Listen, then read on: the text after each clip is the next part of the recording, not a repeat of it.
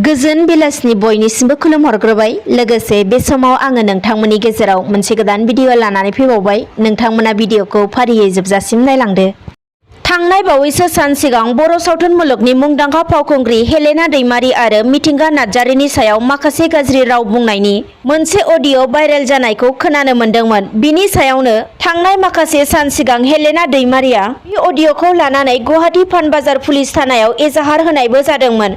बिनि उनावनो दिनै बे जाथायनि गुबै खोथाया सोराङाव फैनो हादों। मख'नो गोनांदि एजाहार होजानायनि उनाव नंखाय खोथाजों बानसावनाय हिन्जावसाया दिनै गुवाहाटीनि पानबाजार पुलिस थानायाव फैनांनो गोनां जाबाय आरो गासै सैथो खोथाखौनो फोरमायबाय। हिन्जावसाया सैथो खोथाखौ फोरमायनाय बायदिब्ला गाव हेलेना दैमारि आरो मिथिंगा नार्जारि बिथांमोननि सोमोन्दै जेबोखौनो मिन्थिया। गावनि लोगोजों ओरैनोसो वाट्सएपआव सावरायलायदोंमोन। नाथाय बेनो भाइरेल जालांबाय एबा सुबुंफोरानो बेखौ भाइरेल खालामबाय होननानै हिन्जावसाया बुंथियो। नाथाय लोगोजों सावरायलायनाय एसेबां गिदिर बेबायदि भाइरेल जालांगोन बेखौ माब्लाबाबो सानाखैमोन होननानै हिन्जावसाया बुंथियो। आरो बेबायदि नंखाय रावनि गेजेरजों जेरैबायदि बिथां हेलेना दैमारि आरो मिथिंगा नार्जारिया बयजोंबो गाज्रि बुंजाबाय आरो गोबां खस्थ' सहायनांबाय, बिनि थाखाय हिन्जावसाया हेलेना दैमारि आरो मिथिंगा नार्जारिनिसिम निमाहा बियो आरो गासै रायजो राजाफोरनावनो निमाहा बिहरो आरो निमाहा बिनायजों लोगोसे माब्लाबाबो बेबायदि गुबुनखौ बानसावनाय रावखौ बाहायला आरो गोरोन्थिखौ मावला होननानै हिन्जावसाया बुंथियो। बेजों लोगोसेनो हिन्जावसाया बुंबावोदि गासै रायजो राजाफोरानो हेलेना दैमारि आरो मिथिंगा नार्जारिखौ जेबो गाज्रि सानालासे सिगाङाव जेरैबायदि मदद होबोदोंमोन बेबायदिनो मदद होलांबाय थानो खावलायहरो।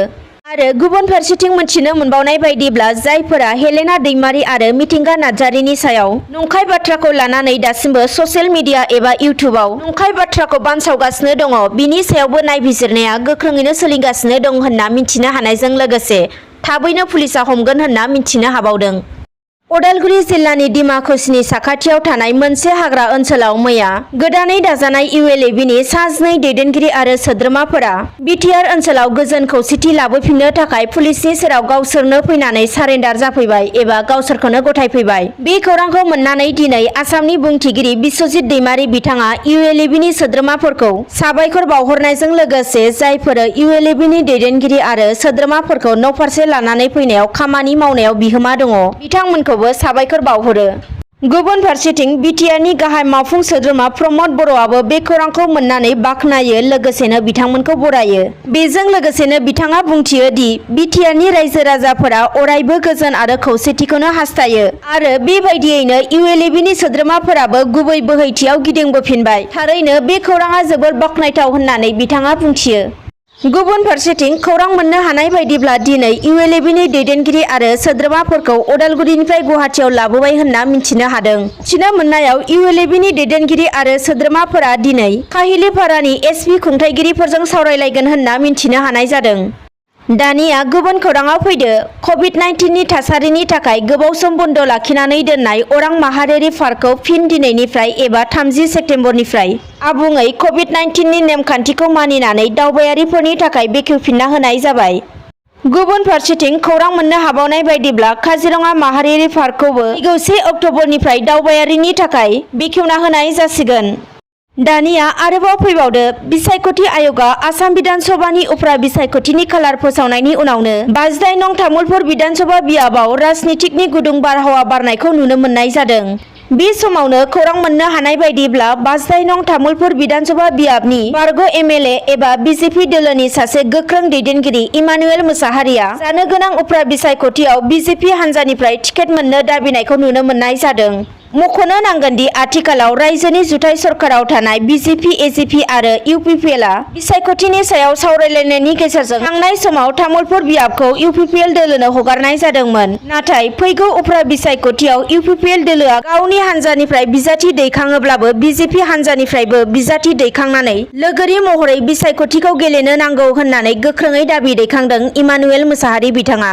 गुबुन फारसेथिं मख'नो नांबावगोन दि फैगौ उफ्रा बिसायख'थियाव BJP दोलोनिफ्राय जुदि इमानुएल मुसाहारिनो एबा गावनो दोलोनिफ्राय टिकेट होआब्ला बिथाङा BJP दोलोनि माखासे मावथिफोरखौ लानानै उदां बिजाथि महरै 52 नं तामुलपुर बिधान सभा बियाबनिफ्राय उफ्रा बिसायख'थियाव गोख्रों बाहागो लागोन होननानै गोख्रोङैनो हुमखि होनायजों लोगोसे फैगौ 7 अक्ट'बर खालि दोलोनिफ्राय टिकेट मोनाब्लाबो उदां बिजाथि महरै बिसायख'थि गेलेनो थाखाय बिसायख'थि आय'गनो गावनि बिजाथिलाइखौ गथायनाय जागोन होननानै बिथाङा फोरमायथियो।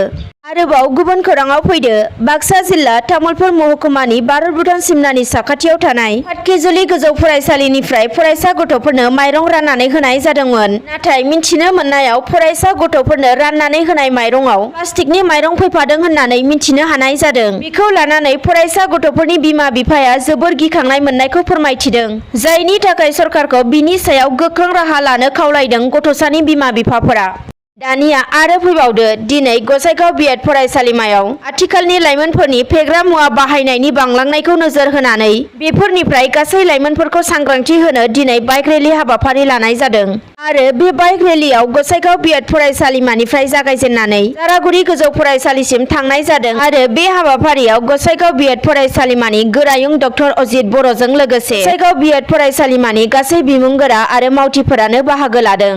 दानिया गुबुन खौराङाव फैदो प्रमद बर' दैदेननाय बिटिआर सरकारनि गोख्रों मावफुंगिरि सोद्रोमा इएम राकेश ब्रह्मआ जाख्ल'नायनि सायाव एजाहार होदों। मिथिनो मोननायाव जाख्ल'नायजों लोब्बा थानाय साफ्रोम सुबुंफोरखौनो इएम राकेश ब्रह्मआ निमाहा होनाय जानाय नङा आरो गासैखौबो आयेननि गेजेरजों साजा होनाय जागोन। बे बाथ्राखौ इएम राकेश ब्रह्मआनो गोख्रों रावजों बुंथिदों। मख'नो गोनांदि थांनाय समाव मुसलपुर समस्तियाव जेरैबायदि रायजो राजाफोरनो खोथा होनानै फैदोंमोन आरो बेबायदिनो इएम राकेश ब्रह्मआ जाख्ल'नायनि सायाव मिन्थिनानै एबा सिगांनि चेयारमेनफोरा जेरैबायदि गोरिब सुबुंफोरनि मुङाव फैनाय सरकारि न'फोरखौ जाय चेयारमेना लुफुंना होआखैमोन एबा रांफोरखौ जाख्ल'दोंमोन बिनि सायावनो इएम राकेश ब्रह्मआ मुसलपुर थानायाव फैनानै बिथांमोननि सायाव केस होफैदों होननानै बिथाङा फोरमायथिदों।